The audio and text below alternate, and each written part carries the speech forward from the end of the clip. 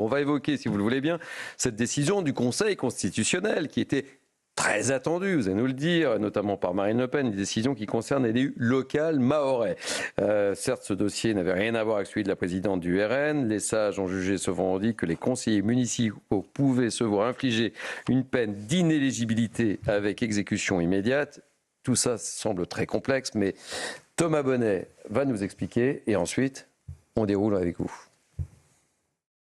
Le Conseil constitutionnel avait été saisi par un élu local mahorais condamné à une peine d'inéligibilité avec exécution provisoire et les sages n'ont pas retoqué cette décision, estimant qu'elle était tout à fait conforme avec la Constitution. Alors c'était une décision qui était attendue, scrutée aussi par Marine Le Pen dans l'attente du verdict dans le procès des assistants parlementaires du FN devenu RN, parce qu'on estimait qu'il pouvait y avoir une similitude entre les deux dossiers, mais rien ou presque dans la décision des sages ne nous renvoie à la situation de Marine Le Pen, simplement un passage de cette décision où le Conseil constitutionnel affirme qu'il revient au juge dans sa décision d'apprécier le caractère proportionné de l'atteinte que cette mesure d'inéligibilité avec exécution provisoire est susceptible de porter à l'exercice d'un mandat en cours et à la préservation de la liberté des électeurs. Vous l'aurez compris, tout ça reste malgré tout assez flou et finalement ce que l'on comprend aussi, c'est que la décision d'avoir recours à cette peine ou non, elle revient au juge.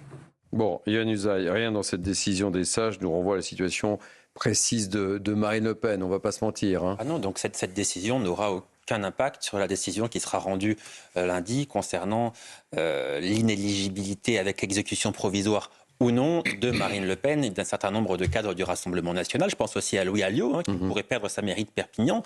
Il y a ça aussi qui est en jeu. Alors on en parlera moins naturellement parce que ce qui fait le plus parler, et c'est bien normal, c'est Marine Le Pen, puisqu'elle est d'ores et déjà candidate à l'élection présidentielle de 2027. Elle est candidate déclarée. On sait qu'elle veut se présenter lors de la prochaine élection présidentielle. Donc c'est sur elle, évidemment, que tous les regards seront tournés lundi, parce que la justice peut effectivement empêcher Marine Le Pen de se soumettre, en fait, au suffrage des Français. C'est bien de cela dont il est question lundi. Et encore une fois, la décision rendue par le Conseil constitutionnel n'a pas d'impact, Thomas Bonnet l'a très bien dit, sur la décision qui sera rendue lundi.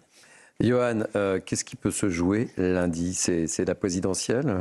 Vous n'avez pas de boule de cristal devant vous, c'est une question piège, mais c'est un enjeu majeur. Non, mais il est évident que si lundi, Marine Le Pen est condamnée à une peine d'inéligibilité allant au-delà d'avril 2027, avec une exécution provisoire, naturellement, c'est un séisme. C'est un séisme politique qui est sans précédent dans notre pays, parce que ça voudrait dire que l'une des favorites, si ce n'est la favorite, est empêchée par la justice. Ça n'est jamais arrivé dans notre pays.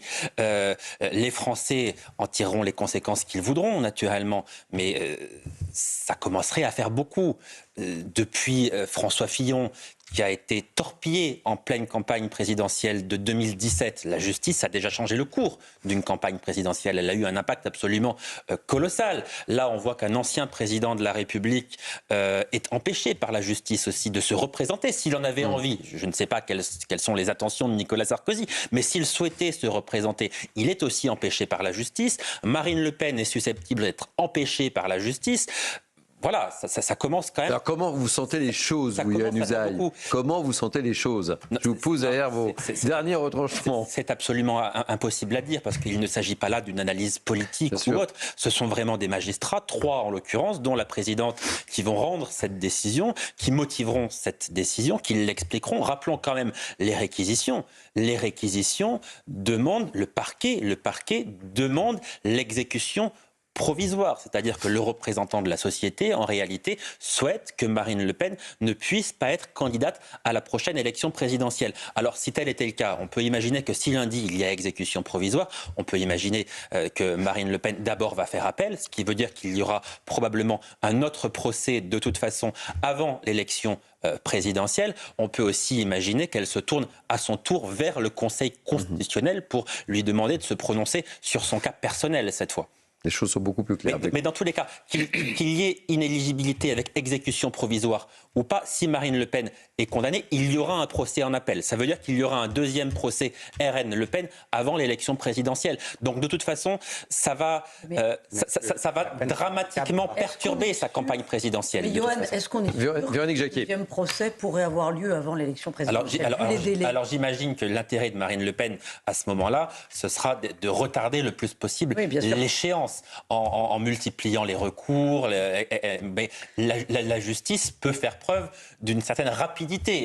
Elle l'a déjà prouvé par le passé. Si vraiment l'objectif des magistrats, de la justice, j'émets des hypothèses. Oui, on est dans les hypothèses. Mais si vraiment l'objectif de certains magistrats est d'empêcher Marine Le Pen de se présenter à l'élection présidentielle, on sait qu'ils peuvent accélérer le cours de la justice. C'est déjà arrivé, on l'a déjà vu. Voilà, n'en doutons pas. Oui. Véronique Jacquier. Preuve quand même du grand malaise démocratique que cela engendre. Je trouve qu'on est en plein dedans. C'est que du temps de François Fillon, quand la justice effectivement a fait en sorte de torpiller sa campagne, il était déjà candidat et il était déjà en campagne pour la présidentielle. Et rappelons qu'au premier tour, il a quand même fait 20% des suffrages, ce qui est loin d'être indécent. Hein. On voit qu'il n'y a pas un candidat LR qui arrive à faire aussi bien. Là, ce serait gravissime. Parce que le candidat en question ne serait même pas autorisé à faire un début d'un quart de campagne. Donc vous voyez où on en est. Donc c'est comme si on bâillonnait toute une partie de la France qui veut s'exprimer à travers une élection. Et mettez-vous à la place des millions d'électeurs qui ont déjà voté pour le Rassemblement national. Donc ça engendrerait une crise démocratique majeure.